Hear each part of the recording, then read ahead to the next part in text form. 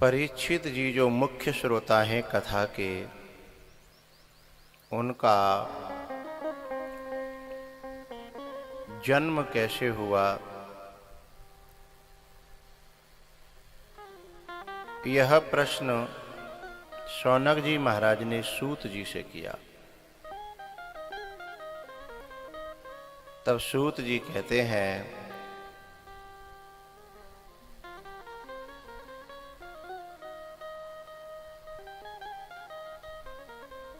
सूत जी जो है ना, उनका ओरिजिनल जो नाम है वो है रोमहर्षण।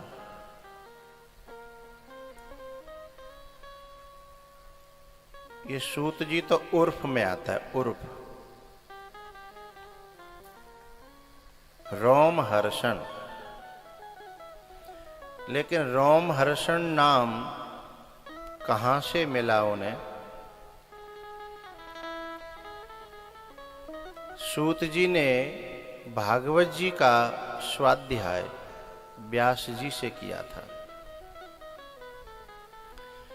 व्यास जी महाराज कथा कहते नहीं थे, कथा की रचना करी और फिर कथा स्वयं नहीं कहते थे, कथा कहने वालों को तैयार करते थे। उन्हीं में रोमहर्षण जी थे।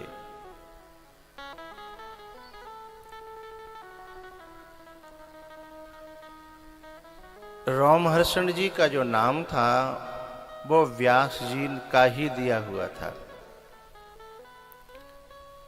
वो नाम क्यों दिया हुआ था, कब दिया गया? सूत जी की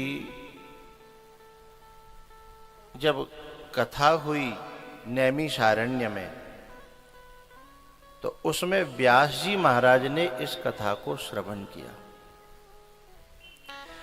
तो जो व्यक्ति रचना करता है, उस रचना में अपने हृदय के अंदर से अंदर के भावों को खोल के रखता है।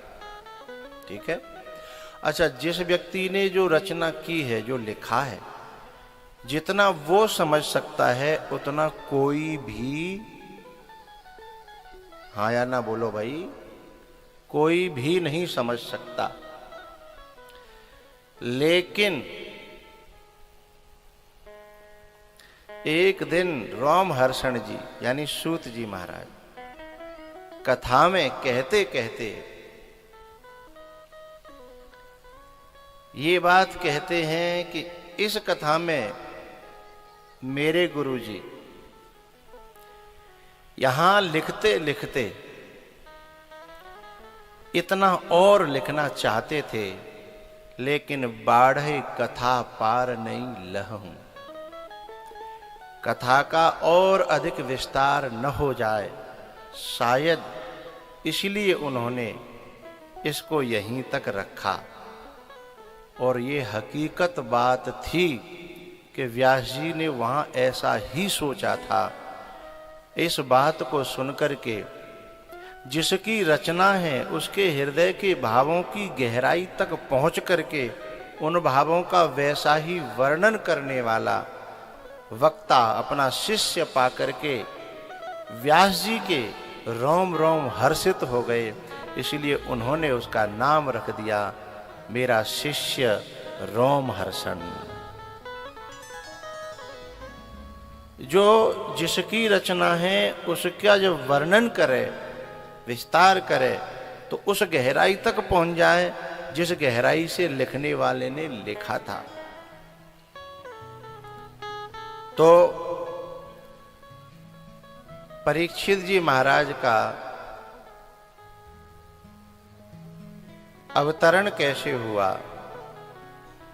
इसकी चर्चा सूत जी करते हैं।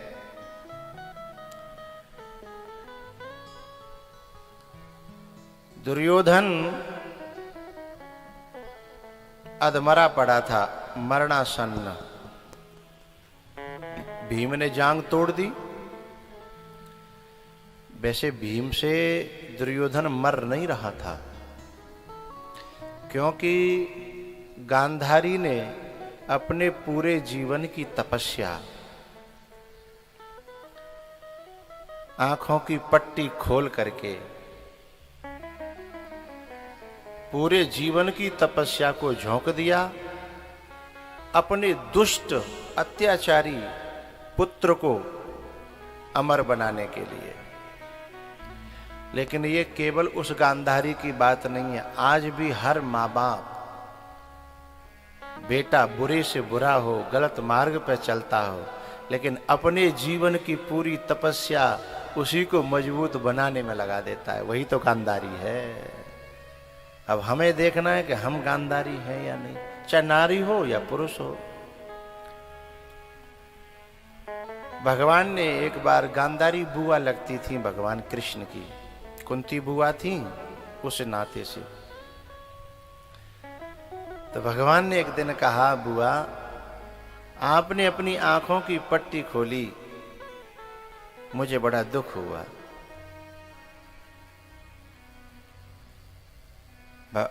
गांधारी ने कहा कि मैंने अपने बच्चे के लिए, हर कोई अपने बच्चे के लिए करता है, मैंने अपने बच्चे के लिए किया, तो तुम्हें दुख क्यों हुआ?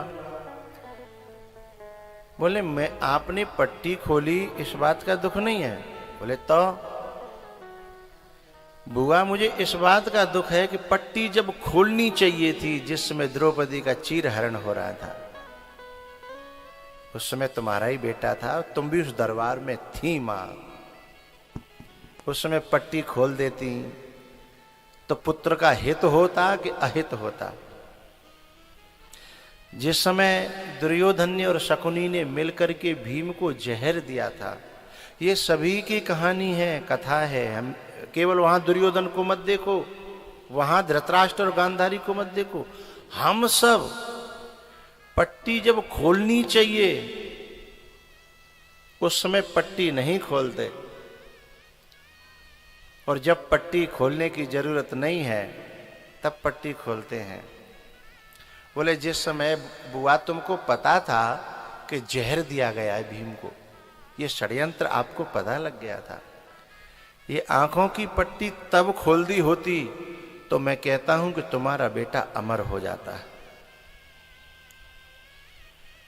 माँ बाप को ये भी नहीं आता, जो मोह में अंधे हैं, जिन्होंने मोह की पट्टी बांध ली है। तो कोई तो जन्मजात मोह से अंधा होता है, कोई मोह की पट्टी बांध लेता है। धृतराष्ट्र तो जन्मजात मोह से अंधा है, और गांधारी जानते हुए भी अंधी बन बैठी है पट्टी बांध करके। ये जानते हुए पट्टी बांधना क्या है कि औलाद गलत मार्ग पर जा रही है, ये देखते हुए भी उसे अनदेखा करना है, ये जानते हुए भी अनजान बन जाना उस समय पर। और जब हाथों से औलाद निकल जाती है, औलाद जब हाथों से निकल जाती है, फिर भी अपने जीवन की कमाई को उसे बिगड़ा हुआ जान करके भी, समझ करके भी, उसी के सपोर्ट में हम जीवन की तपस्या लगाते हैं। भाई हमने जो 4 बीघा खरीदा वो जीवन की तपस्या ही तो है? हमने जो बैंक बैलेंस करे हो वो जीवन की तपस्या ही तो है। हम फिर भी उसमें लगाए चले जा रहे हैं। उपनिषद का एक सूत्र है, अंधे नियमाना यथा अंधा। जो अंधे के पीछे अंधा बन रहा है, तो दुर्योधन की तो शकुनी ने फोड़ दी। दुर्योधन वैसे दिखाई देता था उसे, लेकिन उसकी फोड़ दी शकुनी ने। महत्वाकांक्षा इतनी पैदा करती कि मेरा भांजा राजा बनेगा, और मोहन अंध कीन केह केह। ये लोभ और मोह किसको अंधा नहीं करते। तो जब कभी व्यक्ति के जीवन में कोई महत्वाकांक्षा बढ़ाने वाला व्यक्ति आए तो समझना ये आग फोड़ने आया है, ये विवेक जागृत रहे। जब अपने पर्सनल विकास की कोई बात करे, सब अपनों से हट करके, तो समझना ये विनाश की बात करने आया है। आंख फोड़ने आया है। जैसे अड़ोसी पड़ोसी या अड़ोसन पड़ोसने आती हैं कि तू साजे में कर कर के मर रही है, बंटवारो तो बराबर ही होगो, तू काय को मर रही है। अरे न्यारी है जा 10 भैंस अलग ले लियो, न्यारी है कि 10 भैंस अलग लेगी तो कुछ ते काम आवेगो, साजे में कहा है बंटवारो तो बराबर ही होगो। अब इस प्रकार के विकास की महत्वाकांक्षा की वृत्ति बना जाना, ये आंखों को फोड़ जाना है। तो दुर्योधन को भीम मार नहीं पा रहा था क्योंकि वज्र का बन गया। पूरे जीवन की तपस्या गांधारी ने लगा दी। महादेव की परम भक्त थी गांधारी, परम भक्त। लेकिन शकुनी का कुसंग होने के कारण, आपको पता है ये दुर्योधन कैसे पैदा हुआ? पैदा हो नहीं रहा था।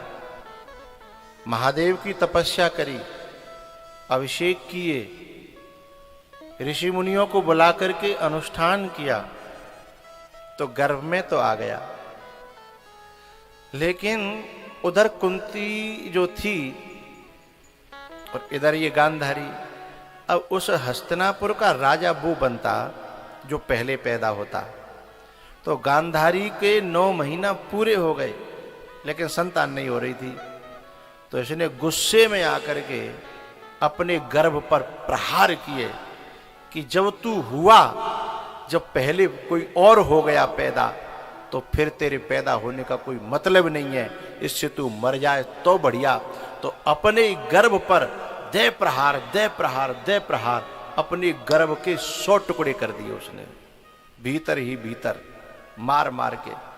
अब वो लोथड़े बन गए मांस के। जब वो जन्म लिया तो मांस के लोथड़े लोथड़े लोथड़े। फिर जो है व्यास जी को बुला करके उनमें प्राण डाले गए और फिर उस प्रकार से 100 पुत्रों बनाए गए उसमें से। बात समझिए, महत्वाकांक्षा गांधारी की बात समझ में आ रही? कुछ पाने की लालसा और उसमें प्रकृति से विरोध करना, परमात्मा के बनाए हुए कानून पर प्रहार करना है। तो फिर ऐसे महत्वाकांक्षी के गर्भ से प्रहलाद पैदा कैसे हो सकते हैं? हैं? फिर ऐसे के गर्भ से ध्रुव पैदा कैसे हो सकते हैं? ऐसे के गर्भ से राम कैसे हो जाएगा? राम के लिए तो कौशल्या का गर्भ चाहिए, हैं? लक्ष्मण के लिए उर्मिला सुमित्रा जैसा गर्भ चाहिए। तो गांधारी पहले से ही शकुनी का कुसंग पाकर, वैसे परम भक्त थी, लेकिन भक्ति के साथ साथ में कुसंग है तो भक्ति के भी परिणाम ज्यादा अच्छे नहीं आते। तो भक्ति के साथ साथ संतों का संग होना चाहिए, महापुरुषों का संग होना चाहिए, गुरुओं का संग होना चाहिए।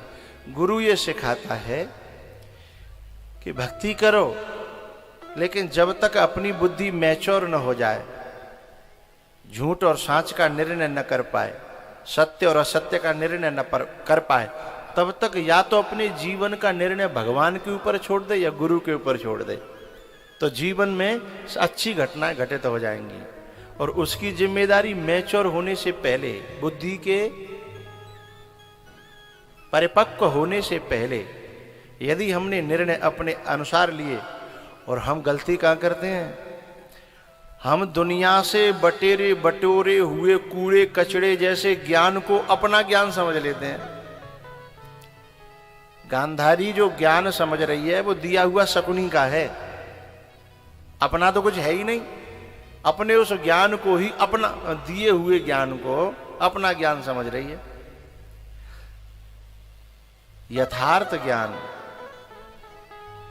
यथार्थ ज्ञान या तो कोई महापुरुष दे सकता है, जागृत महापुरुष संत, या कोई सदगुरु दे सकता है। संसार से लिया हुआ जितना भी ज्ञान है, क्योंकि संसार पूरा असत्य के धरातल पर टिका हुआ है, संसार पूरा असत्य के धरातल पर टिका हुआ है, मिथ्यात्व पर टिका हुआ है, संशय विकृतियों पर टिका हुआ है, वहां से मिला हुआ ज्ञान मोक्ष का प्रदाता कैसे हो सकता है? शांति का प्रदाता कैसे हो सकता है? नहीं दे सकता ना। तो गांधारी जो है भीम को अमर बना देती है, एक उसको दुर्योधन को अमर बना देती है एक तरीके से, लेकिन वो ये भूल जाती है कि हम जहां सोच रहे हैं, हम जो करना चाहते हैं, हमारे करने से सब कुछ हो जाए, तो फिर परमात्मा को तो कोई पूछेगा ही नहीं ना, है? हम यही तो भूल करते हैं। हम सोचते हैं कि हम ऐसा करेंगे, वैसा करेंगे और ऐसा करके ऐसा कर डालेंगे, हैं? लेकिन वो भूल गया कि जिसके साथ तुम जैसा करना चाहते हो उसका भी तो परमात्मा है? यदि सबका सोचा हुआ होने लग जाए ना, तो ईश्वर की सत्ता को लोग भूल जाएंगे, फिर कोई ईश्वर को गिनेगा नहीं। भैया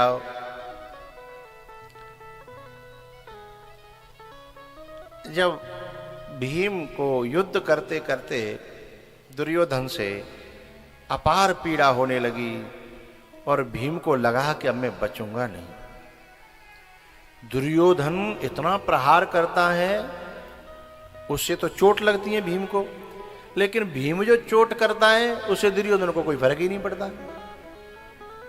वो तो मस्त है, हंस रहा है और कहता है मार, और वो दे दे कर खुद ही थक जा रहा है, दे दे करके खुद ही थक जा रहा है। और दुर्योधन कहता है मार, लेकिन इससे पहले ऐसा भीम ने कभी सोचा भी न था, देखा भी न था। जब थक गया, युद्ध विराम हुआ शाम को,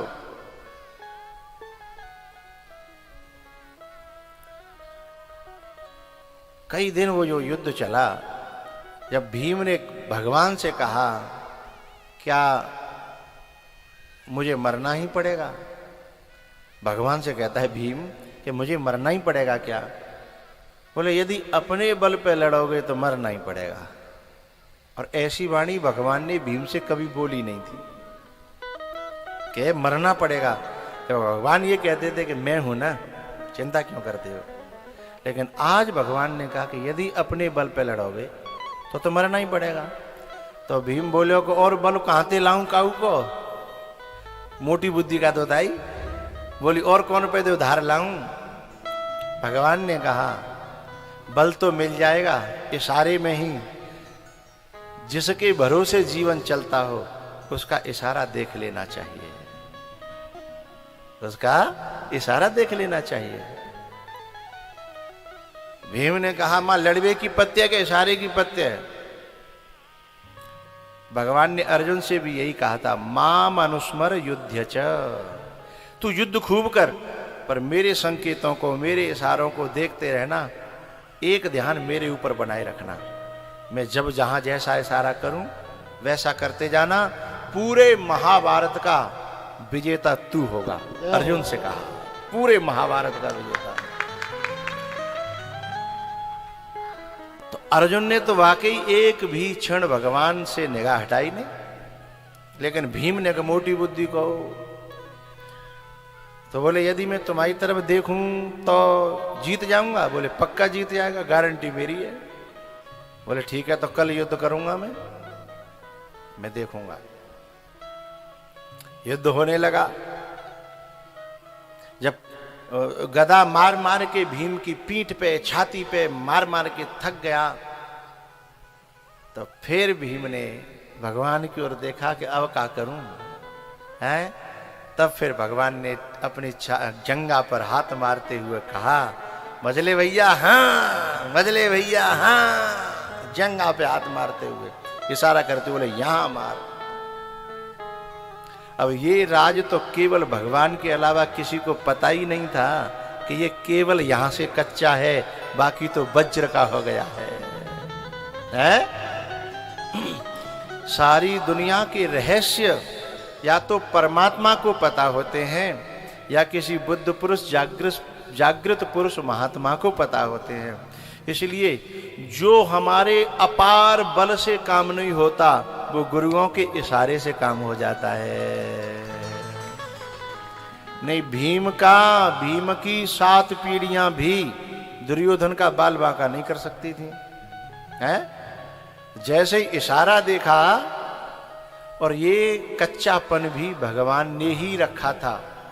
आपको कथा तो पता ही होगी, जब ये नंगा होके जा रहा था तो भगवान ने कहा था, अरे तू बूढ़ो है रो, शर्मना तो आंख में नंगा, अरे ज्यादा नहीं तो कम से कम है इतना हिस्सा तो ढक लेना किसी से। अब ये बोले को न्या का है, बोले ले केला के पत्ता है, केला के पत्ता ले, और केला के पत्ता दे करके उसका वो अंग जो है ढक दिया, जहां से भगवान को मरवाना था, वो अंग जो है वहां से ढक दिया गया, है ना।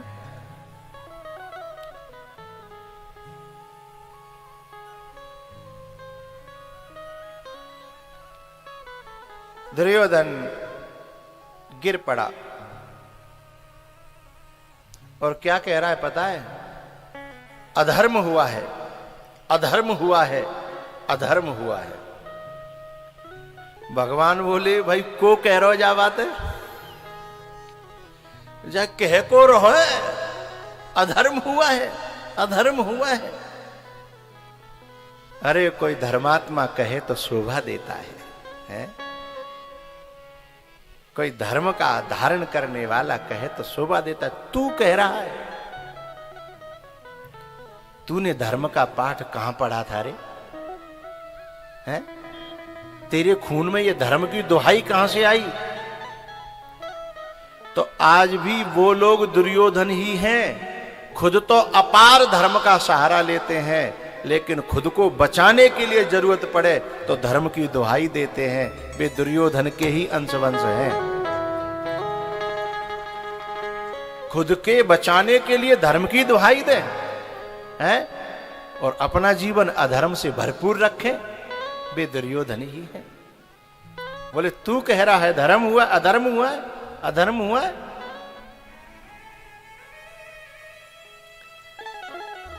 भगवान ने कहा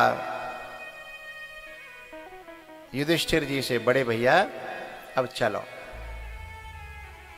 अंधकार नष्ट हुआ, अधर्म नष्ट हुआ,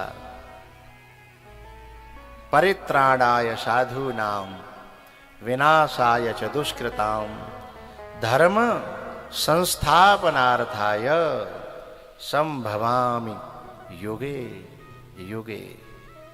अब धर्म की स्थापना होगी, चलो।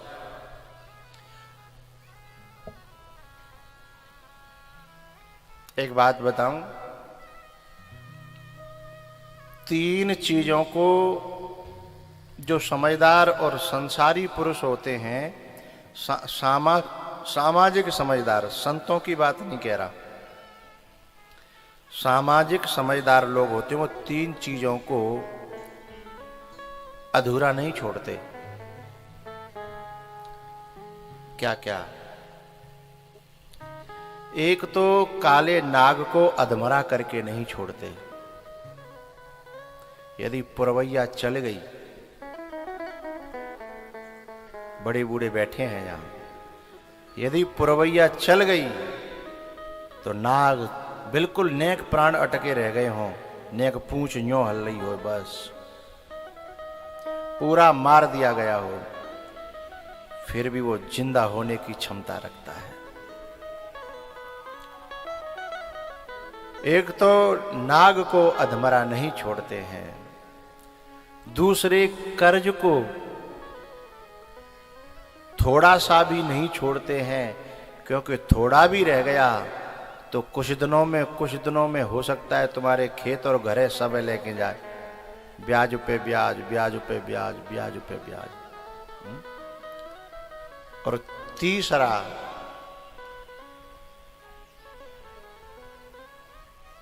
अपने जीवन में जिस साधना पे निकल पड़े हैं, उस साधना को पूरा किए बिना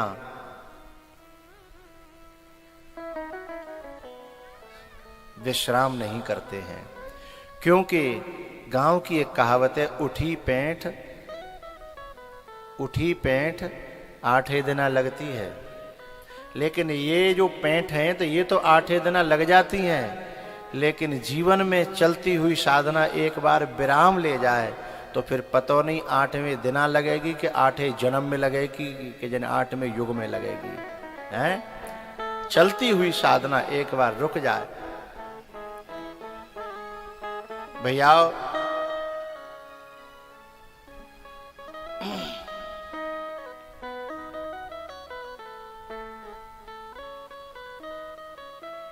पीछे से अश्वत्थामा आता है दुर्योधन के पास में, और अश्वत्थामा दुर्योधन से कहता है कि आपकी आखिरी इच्छा क्या है।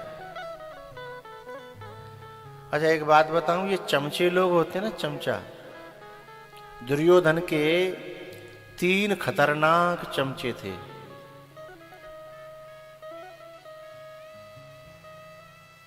शकुनी, दुशासन और अश्वत्थामा। ये चमचा आदमी का विनाश करते हैं। रामायण में जब दशरथ जी महाराज ने दर्पण देखा था ना, राय शोभाय मुकुर कर लीना, दशरथ जी ने शीशा क्यों देखा था? वो इसलिए देखा था कि उनकी चारों तरफ वाह वाह हो रही थी, जय जयकार हो रही थी और चमचे लोग प्रशंसा कर रहे थे। तो उन्होंने इसलिए शीशा देखा था कि ये जो कह रहे हैं इनकी बातों पर विश्वास नहीं किया जा सकता, क्योंकि सचिव वैद्य गुरु 3 जो प्रिय बोले भय आस, राज धर्म और तन 3 कर हो ही बेग ही नाश। सचिव माने मंत्री, वैद्य माने वैद्य डॉक्टर, सचिव वैद्य और गुरु जे प्रिय बोले, यथार्थ न बोले, यथार्थ बोलने से इनका मुंह यदि बंद कर दिया जाए तो उस व्यक्ति का विनाश हो जाता है। इन तीनों को सत्य बोलने की हमेशा छूट होनी चाहिए, अपनी तरफ से हम देंगे तब। तो जो चापलूस लोग थे ना, अब ये अश्वत्थामा इतना चापलूस है कि जीते जी तो आखिरी इच्छा का वो पूरी नहीं कर पायो है, और अब आगे पूछ रहे हो कि आपकी आखिरी इच्छा क्या है। यदि तू इतना ही ज्यादा इच्छा पूरी करवे बारो तो पहले ही कर ले तो है। लेकिन ये चापलूसों की भाषा होती है। आप चिंता न करें, मैं आपकी आखिरी इच्छा जरूर पूरी करूंगा। बोले बताओ? बोले भैया मेरी तो जीते जी और मरवे तक एक ही इच्छा है। बोले का? बोले मैं 5 पांडवों को बस मरे हुए देखना चाहता था, चाहे वो जीते जी हो जाएं चाहे मरते समय हो जाए। बस मेरी तो एक ही इच्छा रही है और रहेगी। अश्वत्थामा ने कहा ठीक है। सो रात में ही चल पड़ा। ये कायरता की निशानी है। एक बार राम और रावण का युद्ध हो रहा था और रावण धरती पे गिर पड़ा, और रावण जब धरती पर गिरा और भगवान जो है उसके छाती पर पांव रख करके बाण मारने वाले थे, तुरंत भगवान रुक गए।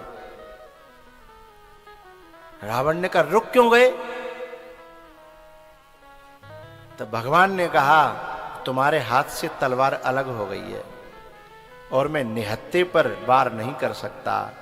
जब तक तलवार हाथ में थी तब तक मैं वार कर रहा था। रावण ने अपना माथा पकड़ा।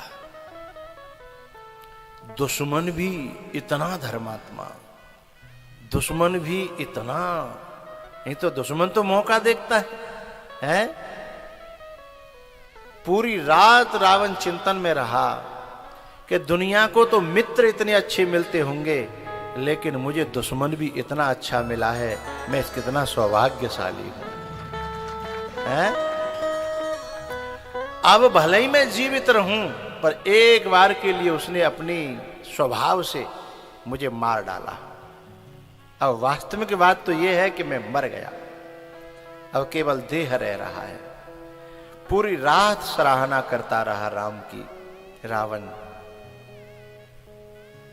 तो एक तो राम है जो निहत्थे पर वार नहीं कर रहे, और एक ये अश्वत्थामा है, निहत्थे तो छोड़ो, सोते भय पे।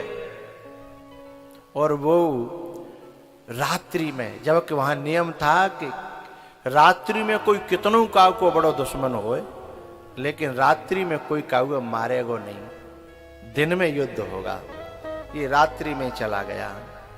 लेकिन एक बात बताऊं, हमेशा इस बात को अपने अंतःकरण की गहराइयों में बिठा लेना। यदि हमने अपना जीवन परमात्मा को सौंप रखा है, तो मारने वाला दुनिया का सबसे बड़ा बलवान क्यों न हो, उससे भी बचाने वाला बड़ा होता है। हमें चिंता करने की जरूरत नहीं। यदि हमारा समर्पण सच्चा है तो। और कुंती ने तो अपने 5 बच्चों को कन्हैया को समर्पित कर दिया था।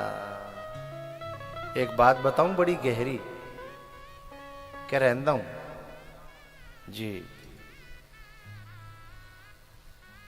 कृष्ण भगवान से एक दिन कुंती बोली कि मैं तेरी मां तो नहीं हूं, पर मुझे तूने मां से भी ज्यादा माना है, प्यार दिया है, आशीर्वाद दिया है, मैं तेरी ऋणी रहूंगी। बोले मां से ज्यादा कैसे कह सकती हो आप? तब कुंती ने कहा था,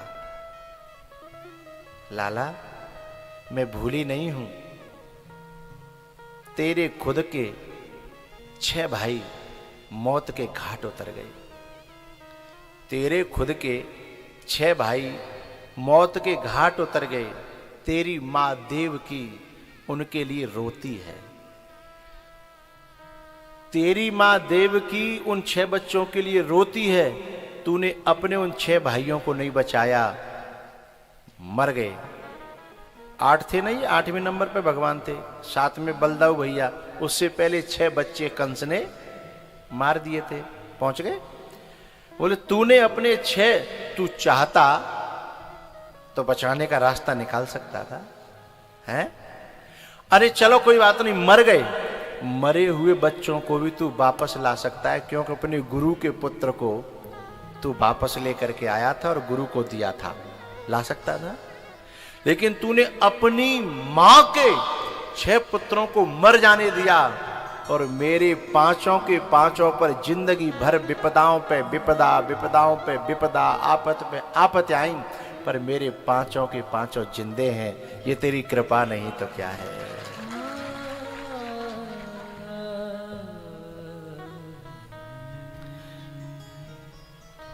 इससे बड़ी कृपा और इससे बड़ा आदर, इससे बड़ा आशीर्वाद क्या हो सकता है?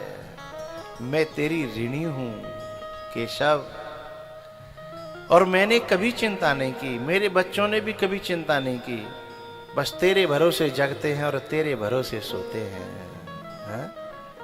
तेरे भरोसे ही सोते हैं, तेरे भरोसे जगते हैं। और मेरे बच्चों से बड़े बड़े बलवान पितामह भीष्म जैसे, और इनको ही सिखाने वाले गुरु द्रोणाचार्य, अमरता का वरदान पाया हुआ अश्वत्थामा मेरे बच्चों के सामने टिक नहीं पाए। ये तेरी कृपा नहीं है तो और क्या है? बता जरा, हैं?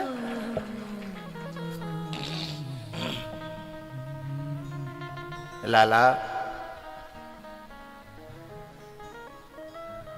तेरी कृपा के बिना मेरा जीवन जो है संभव नहीं था। मैं जी पाई हूं वो सिर्फ तेरी कृपा है। और पता है, ऐसा विश्वास जिसका जग जाता है ना एक बार भगवान के चरणों में, गुरु के चरणों में, फिर उसे कुछ करना नहीं पड़ता। उसका अपने आप होता है। पांडव तो मस्त हैं, और उधर से वाह ने सौगंध खा ली कि मैं 5 पांडवों के सिर लेके आऊंगा। दुर्योधन के सामने मिट्टी ली और मिट्टी की सौगंध खा के बोला, दिन निकलने से पहले पहले, रात रात में, है जैसे हनुमान जी ने कहा था, दिन निकलने से पहले पहले मैं संजीवनी लाके पिलवा दूंगा, सूर्य को उगने नहीं दूंगा, ऐसे ही। लेकिन हनुमान जी की बात पूरी है गई, अश्वत्थामा की क्यों नहीं भाई, जबकि दोनों अमर हैं। अश्वत्थामा भी अमर है और हनुमान जी भी अमर हैं। और मैं आपसे कहना चाहता हूं, अश्वत्थामा भी शिव के वरदान से पैदा हुए थे और हनुमान जी तो शिव हैं ही। लेकिन एक की बात पूरी होती है, दूसरे की नहीं होती। इसको रामायण में बड़े तरीके से कहा है।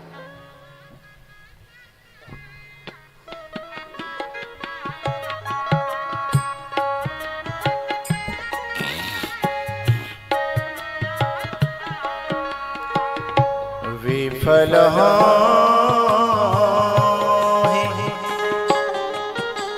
रावण बाण मारता है, बेकार चले जाते हैं। जब रावण जैसा विद्वान ज्ञानी योद्धा, चलत दशानन डोलत धरनी है, ऐसा रावण, लेकिन ऐसे रावण के भी बाण फेल हो जाते हैं। गोस्वामी जी बड़ी प्यारी बात कहते हैं, विफल हो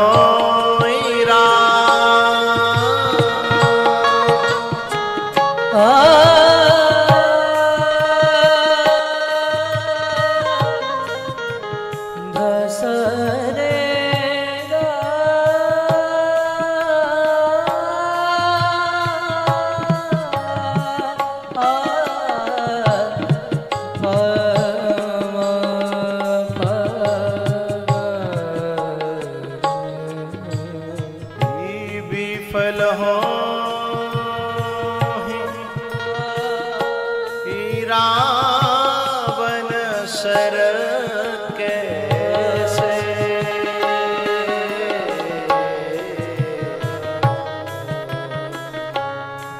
अश्वत्थामा खल के सकल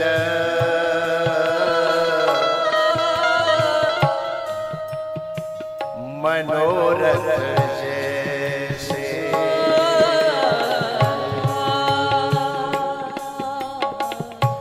विफल होए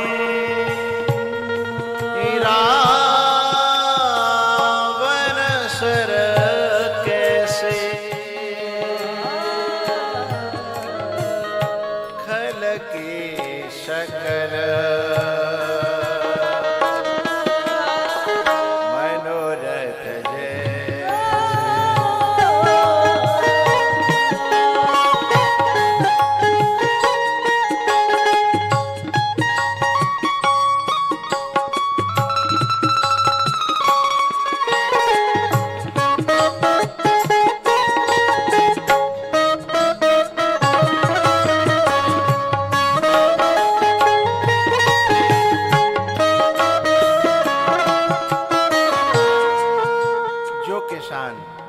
हवा को देख करके अनाज बरसाता है तो उसे अनाज मिलता है, करकट निकल जाता है।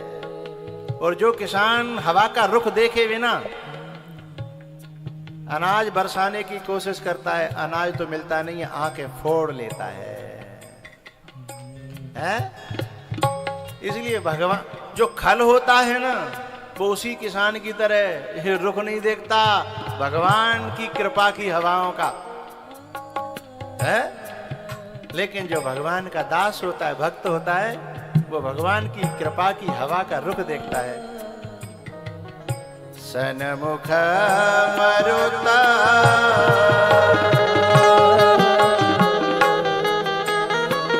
सनमुख मरुता अनुग्रह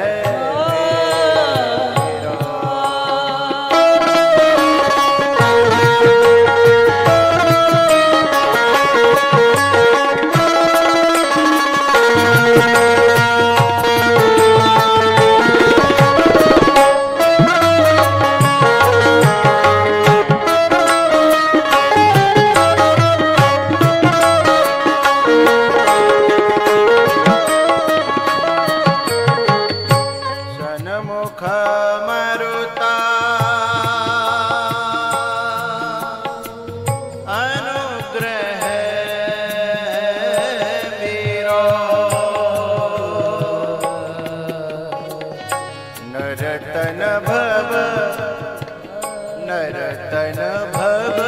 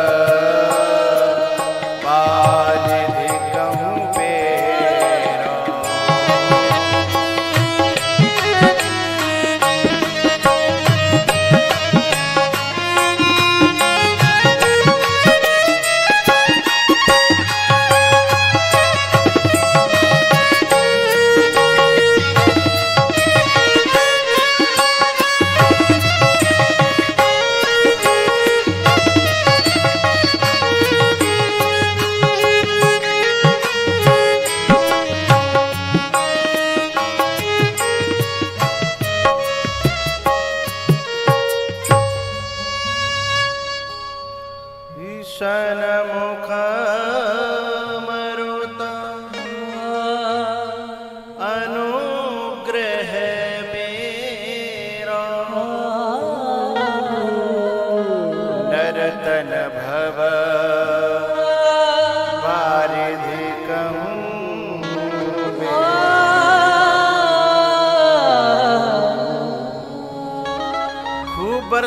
खूब बरसाओ मना किसने किया है, लेकिन हवा का रुख देखते रहिएगा। बिना हवा का रुख देखे बिना महापुरुषों की अनुमति पाए, उनकी मन स्थिति की इच्छा के बिना हमारा जीवन चला तो आंखें फूट जाएंगी, जीवन नष्ट और भ्रष्ट हो जाएगा। खल के सखल मनोरथ जैसे विफल होए रावण सर कैसे। हर आपने देखा होगा कुछ लोग कहते हैं महाराज हम तो जो सोचते हैं उल्टा ही होता है। बिना हवा देखे बरसा रहा है। और कुछ लोग तुम्हें ऐसे कहते हुए मिलेंगे क्या करें गुरुजी, हम तो सही बताएं, भगवान ने हमारी तो कोई इच्छा अधूरी छोड़ी नहीं है। हम तो क्या बताएं, जो सोचा भी नहीं था वो भी भगवान ने दिया। वो भगवान का रुख देख करके, हवा देख करके वर्षा करते हैं। ये खल है।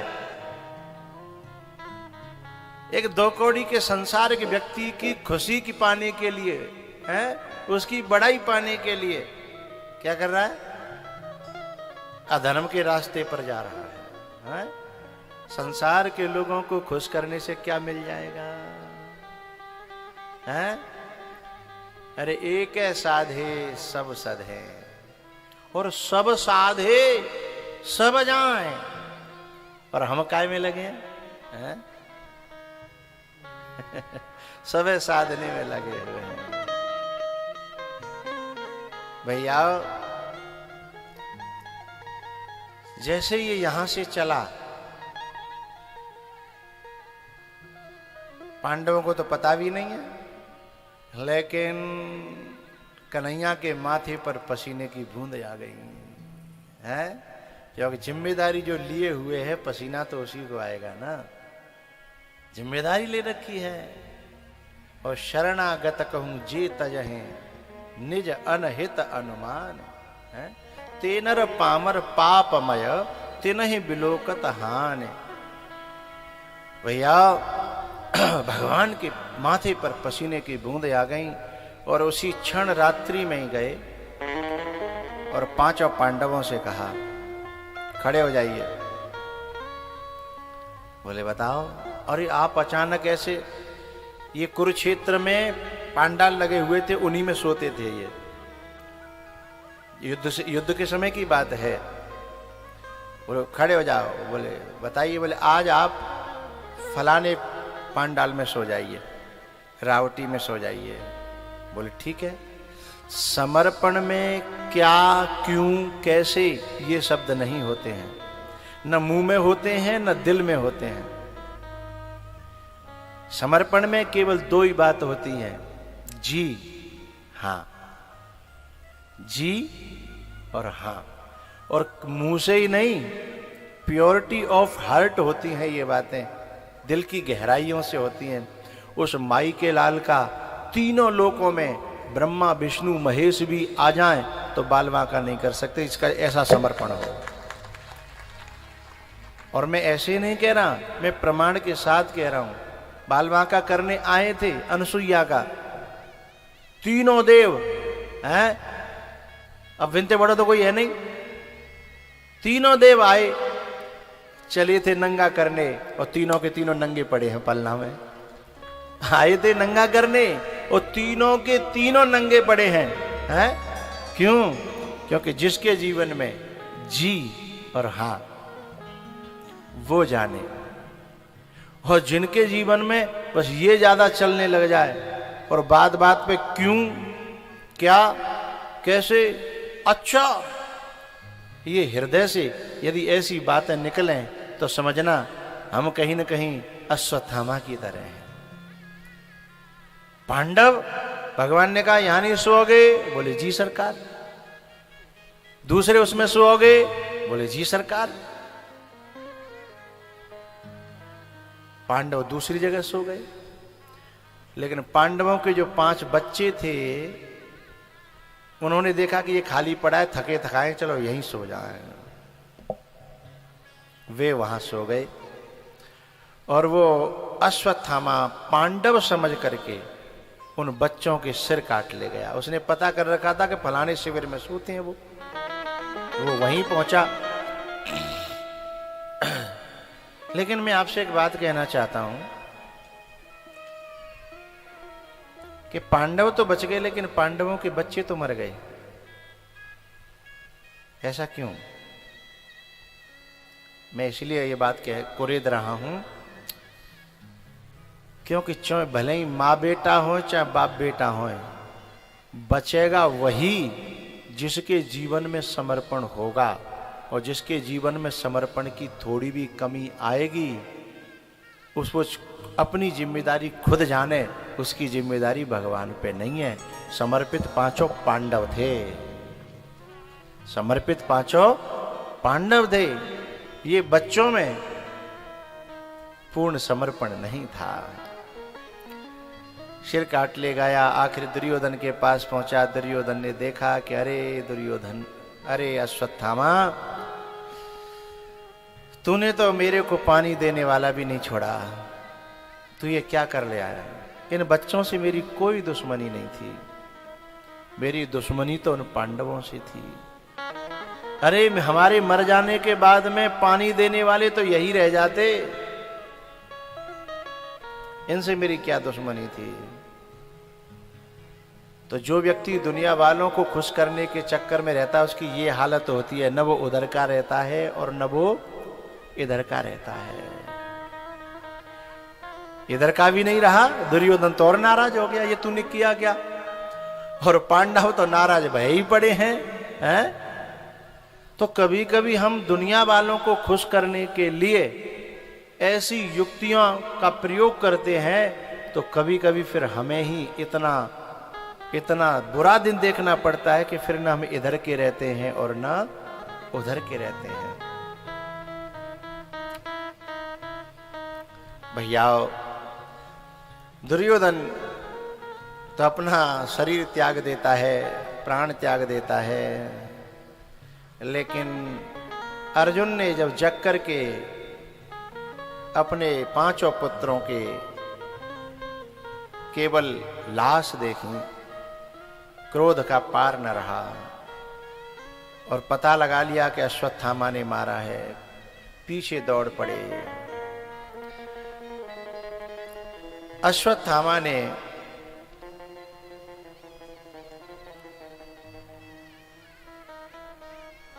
अपने बचाव के लिए ब्रह्मास्त्र तक छोड़ा,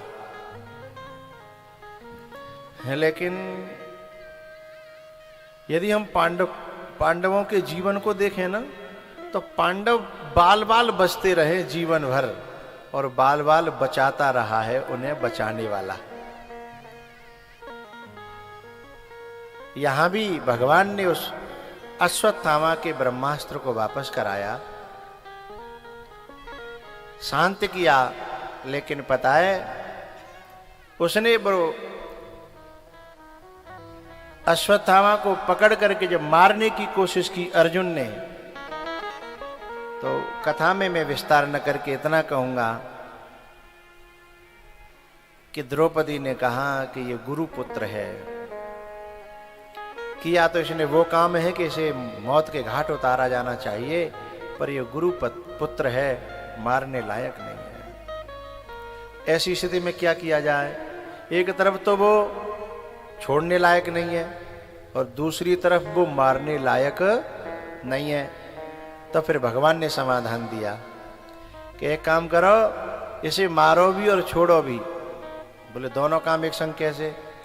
बोले ये प्रतिष्ठित व्यक्ति यदि समाज में अपमानित हो जाए, वह जीने लायक नहीं, उसका मुंह काला हो जाए, तो फिर वो मौत से भी ज्यादा खतरनाक होता है।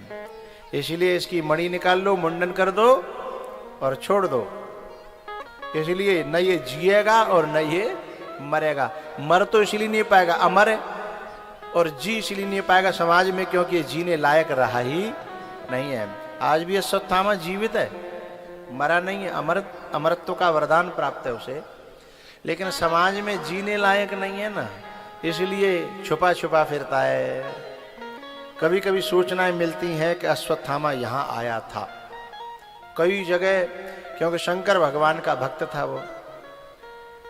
तो अभी भी शंकर भगवान के मंदिर जहां जहां घोर घनघोर जंगलों में हैं, उन पर अश्वत्थामा अभिषेक करने के लिए अभी भी आता है, लेकिन समाज में मुंह दिखाने लायक नहीं है, इसलिए कभी किसी के सामने पड़ता नहीं है।